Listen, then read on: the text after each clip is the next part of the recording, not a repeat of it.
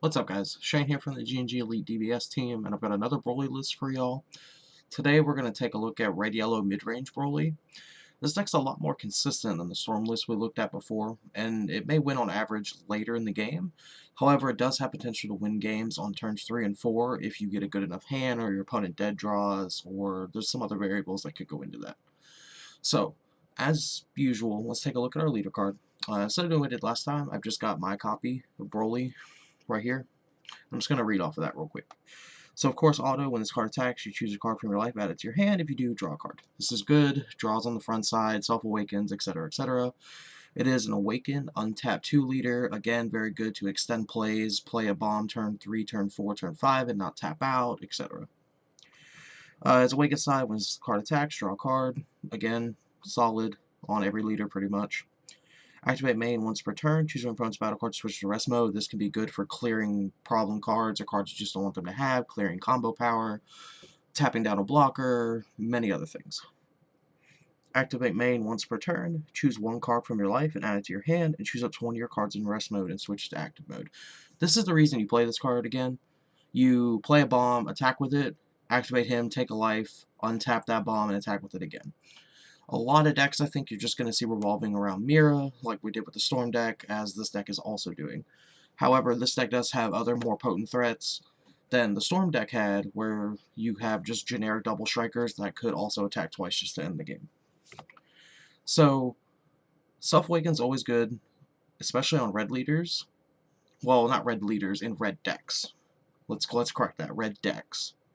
Especially now, the cards like Sandcobb and Intensifying Power Trunks might be irrelevant as attackers.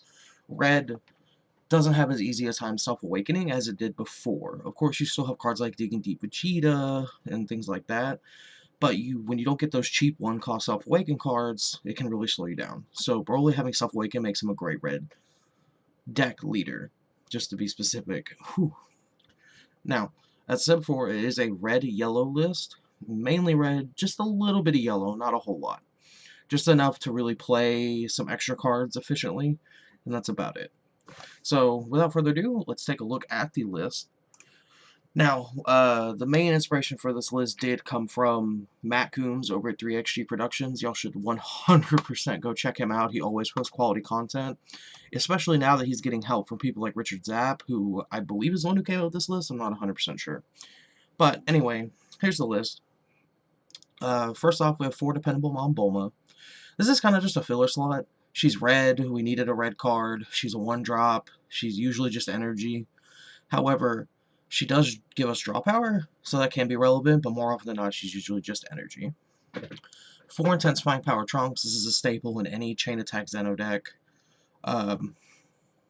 If you can attack with him to self-awaken, that's also good. He does apply crit pressure. More often than not, you're just playing him to evolve in a Chain Attack, though. 3 Hidden Power East Supreme Kai. This is one of those times where, even though I would rather just play Champa to avoid any ruling confusions, like forgetting to declare Double Strike with this East Kai, I will defer to the fact that it's better just to play East Kai in this deck, as it is a 2-drop, and that could be relevant in very unique situations, and there's no reason not to prepare yourself for those situations.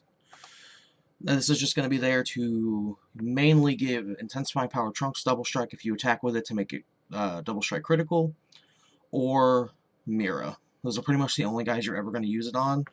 Very rarely you'll use it on something like Chain Attack or Broly just to push a double strike through. We're playing 3 Body Change Ginyu from the new Clash of Fate set. This card is absolutely insane. I'm going to hover over it so we can... Oh, I guess it's not going to let me hover over it. Oh well. Anyway, it's a 15k 3-drop. When it comes into play, he gains plus 10,000 from his own ability. And so now he's 25k. So with a Fearless Pan, he's now 30k.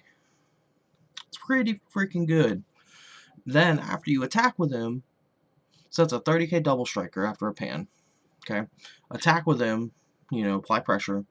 Then you can use his activate main to essentially swap him with one of your opponent's battle cards, which then untaps itself, and then it can either apply pressure to try and end the game on their leader, or can now attack into the Body Change Ginyu to get rid of it. This card is absolutely insane. I think it's one of the best cards in Clash of Fates, and I think you'll see a lot of this card in red decks, especially Chain Attack decks. We're playing 4 Burst Attacks on Gohan. Pretty much a staple in red decks. It's really good after a Zeno. Of course, with this being a self-awakened and draw leader, you're not going to be able to use him before Zeno unless you get like Cell Chained. But after the Zeno, he's very good at just getting more advantage than your opponent. We're playing 2 Fearless Pan. She helps us end game. She's going to come into play from either a Chain Attack or a Shugesh, and then she's going to give all our red guys Double Strike. It's very good. She's also a barrier blocker, which could be really relevant against specific strategies. 4 Chain Attack Trunks. Again, this is a Chain Attack deck. It's revolving around him. He's going to come into play and allow us to play any battle card with 15,000 or less power. So, let's see. Of course, you can play Bulma or Intensifying Power Trunks, even though you never will. You can play E Supreme Kai. Typically, you'll be playing Body Change Ginyu. You can also play Burst Attack. Fearless Pan is another fantastic target, and Zeno is another primary target. You could also play Explosive Spirit, but Burst Attack, Body Change, Pan, and Zeno are going to be your primary targets, just depending on the situation you're in. 4 Foreseeing Hit. Not too long ago, this card was one of the best cards in the game, and I don't think that's really changed. Being able to look at your opponent's hand and then pick any 2 battle cards, for the most part any 2 battle cards, and get rid of them is very strong, especially in a format that could see a lot of Gogeta Hero Revived play. This card becomes better, in my opinion. Just being able to look at your opponent's hand and be like, oh, you have maybe 2 15k Vegetas, but only 1 15k Goku, let me take that Goku, or let me take both the Vegetas, etc. It'll be able to slow those decks down, and that's going to be really important moving forward. 2 Unbreakable Super Saiyan Son Goku. Again, this is another filler slot. The Pseudo Super Combo just happens to be within our main color, and it's kind of beneficial.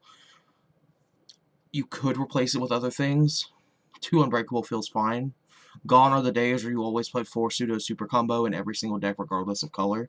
Unfortunately, we're trying to do more things, be more aggressive with our energy. 2 Zeno.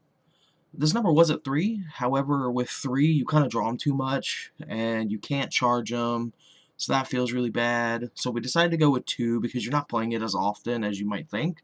The deck generates enough advantage on its own where you don't really need to Zeno that often to reset the board and everything. We are doing a 2-2 split on our super combos. We're doing 2 full Surveillance Jocko and 2 Unwavering Solidarity Shugesh. We didn't want this deck to revolve completely around Shugesh where it would get shut down by a Cronoa, so we decided to do a 2-2 split since Shugesh isn't super necessary for this deck to do what it wants to do. However, having access to 2 Shugesh if we don't get Cronoa'd does give us room for some insanely cheeky plays with Fearless Pan, to where we can, like, you know, already have, say, a Burst Attack on the board, and then we'll Chain Attack Trunks and do a Body Change Ginyu, attack with our leader, Shugesh, Fearless Pan, and all those red battle cards have Double Strike, and it just gets really insane. 2 Explosive Spirit Son Goku, this is just one of our defensive cards. Shugesh, play it, destroy their attacker. The combo used to be insanely good, it's still insanely good if you pull it off. If you expect Cronoa to come in, or you know they have Cronoa, it's possible you take this out just because you know you'll never get to do it. 1 Trunks Power Overseeing Time. So, this mainly is just here to recycle Shugeshes so you can keep abusing them, assuming you are able to. He does set up potential for really crazy turn 2, turn 3 kills, although that's very rare, which is why we only have it at 1. But this card is very good, and you could honestly up the count on this if you wanted to. Though if you do, you'll have to cut some of these Mira. We are playing 3 Mira, as it's just one of the best ways to end the game with Broly. And we do want to play a Mira to end the game on turn 4, essentially. 2 Battering Laser, just to help us push through for game. Those pesky negates can get annoying, so we'll just, you know, make your negates useless. 4 Cold Bloodlust. This excites me so much being able to play this card again competitively. When your opponent gets to play their bomb and you're just, it's the most interaction in the game, for the most part, besides negates, which I guess can be interactive if you want them to. Bloodlust actually gets the players involving with each other, encountering each other, instead of just watching them do their thing. And that's really fun. So, it's going to be really important against decks like Cell Chain, where they're like, oh, I'm going to play Cell Chain. You're like, no, Cold Bloodlust. Or, it's another good example, they're going to play, you could see Veggies make a comeback with Broly. or with Shenron decks. You know, Shenron Veggies is the thing. Bloodlust Nakaba, etc., etc. But this is a very strong card. And last but not least, we have 2 Planet Vegeta just to help us, like, go find a chain attack if we need it, go find a Pan if we need it, just go find a Shugesh because we can. Card just fits in here and does a lot of things, so we are going to play a couple planets. Alright, so that's it for the main list. Now, the reason we're playing this is because we do think Zeno is going to be really good in a format with less Storm and more combo-heavy decks, especially since it's really good at slowing those strategies. Things like Gogeta Hero Revived, and lowering hand size to push damage against decks like Janemba, and even to help stabilize after a Perfect Force Cell. Now, side decking is a bit more open with this deck than it was with the Storm list, since it doesn't get hard countered as bad. Removal for maybe a pesky Dark Power Black Mass Sand is probably the only true necessity, though we do have plenty of options. So let's take a look at those options. Fortune Teller Baba, the Dash Pack promo from set 5 could be an option. Now granted, Broly's not an Earthling, so he's not going to get the power boost. However, she does cost 1. Combo, give something minus 5k, so that would kill a Dark Power Black Mass Sand, and you get to draw a card. So she could be an option. Sand Kaba could also be an option if you aren't playing against blue. The way you can just go super aggro in the early game, reset, and then just outgrind them.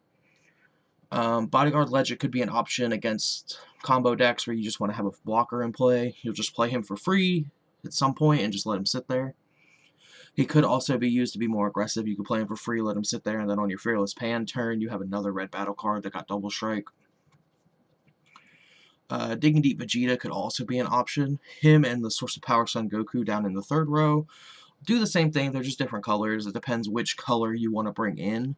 You probably only sideboard one of the 2. They just help us apply more pressure. It's a chain attack Zeno target, it's a Shugesh target, and they're going to attack twice for 20k. This could be really good against decks like Janemba, where you have to have multiple attacks to get through. Impeccable Super Saiyan Kaba is also a pretty good option. He can't be negated, and that could come in crucial with Champa's and Broly's effect to push damage against negate-heavy decks. Deborah could also be good. It's more hand control, granted not as precise as hit, but this could be good against decks like Janemba, where you're just trying to get cards out of their hand, and you do force them to have the, what is it? It's not Reality Bender, Demon Sword. You force them to have the Demon Sword in order to remove him. Now, if you want to, I wouldn't advise it. You could play the Bobbity with him to give him barrier so they can't Demon Sword it and just keep those cards forever. And that could be something worth exploring, honestly. But I would heavily test that before just rolling with it, because it could be shaky. Terrasol Frost would be good for things like Deadly Defenders and Vegetos. You just attack into it and you kill it. And you could utilize it with Planet M2 to put their leader at 10k. Make them take damage. That could be interesting. Lightning Fast Hit could also be an option against slow decks like Janemba, where you just do everything you can to get them to 2, and then play Lightning Fast Hit to deal those last 2 damage. There's nothing they can do about it. That's something I actually really want to explore against Janemba and see how useful that is. The new Secret Rare Frieza from the Clash of Fate set could be worth it. You're never charging more than 1 yellow, and against decks where the game goes long because they're just super defensive, this Frieza could be worth playing, and there's no other ultimate to really jam in this deck. So that could be an option. I also expect this Frieza to be very cheap based on the pool rates we've seen get posted in the forums, so it shouldn't be too hard to get.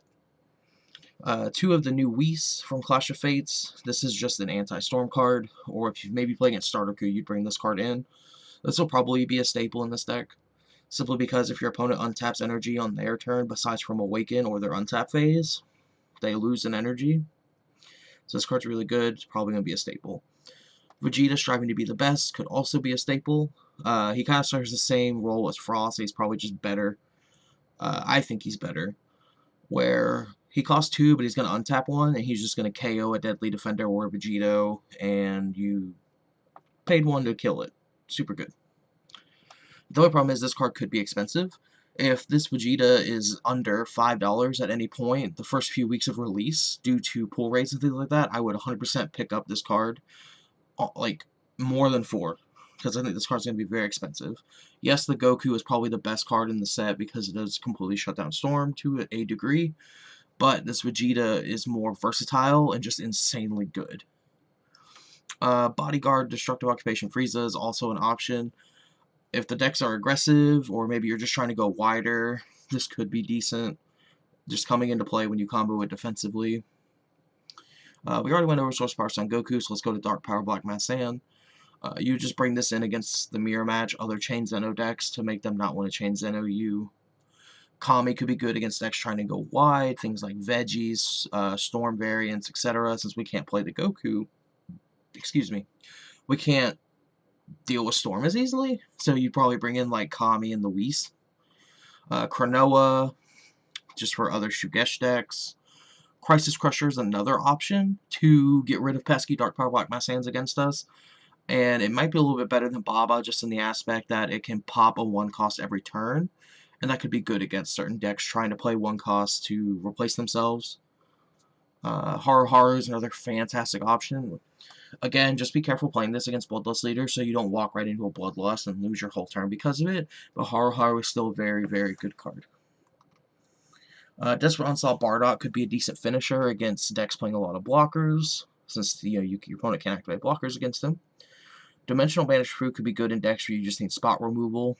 Something like maybe Cell Chain, where you just need to kill that 7-drop cell because it's hard to deal with only 3 cards in hand. Let's see, 2 Mass Saiyan Mysterious Warrior. This would just be for decks that are low to the ground with low mana costs, or spam a bunch of 1-drops, or much large decks spam a lot of 1-drops. Veggies plays a lot of 2-drops. Things of that nature, just to get max value. Every time it's a 2-for-1, you plussed, and that's great. Scientist Fu is also an option, maybe against decks like Cell Chain, just to help replenish your hand, or he'll generate more advantage post-Zeno by putting you 2 more cards ahead. Planet M2 wouldn't be terrible. Again, deals with Dark Power Black Mass Saiyan. Helps apply pressure to the leader by giving them -5 1 battle every turn. I could just see this card seeing a decent amount of play. Crusher Ball, again, very good option. Really good against things like can it hit Victory Strike? I don't think it can. I don't know. It's good against Demigra. It could be good against Cell Chain, where they play the cell and you Crusher Ball it. That way they can't deal any damage that turn, because that could be bad. Crusher Ball is still a really good card in dealing with battle cards that get their effects when they attack, like Demigra. Time Magic's going to be very important. It's going to help shut down a lot of these Broly decks and these Shenron decks where they try to give it triple, or they want to use the Broly effect, but you just tap it down and it can't untap for the rest of the turn. Minus Killing Zone is also going to be important against other Bloodlust decks, like Broly, maybe someone's playing Mecha, the Galactic Mom, Frieza, things like that. It's just going to let us banish any 3 from discard pile to make it to where they can't Bloodlust our Chain Attack Zeno or a Foreseeing hit. So I probably expect to see about 3 of these in every sideboard for this deck. Maybe only 2, but probably 3. So that's it for the sideboard. So this is another deck I have very high hopes for in the upcoming format, and has done exceptionally well in our team's testing the last week or so. I definitely urge you guys to try it, and that's it for this time, guys. Don't forget to like the video, comment with any questions you want the team to answer, check out our Twitch every Tuesday at 7 PM for a DBS-related stream, and check out our Patreon for articles posted every Thursday, and of course, hit that subscribe button, and remember, stay elite.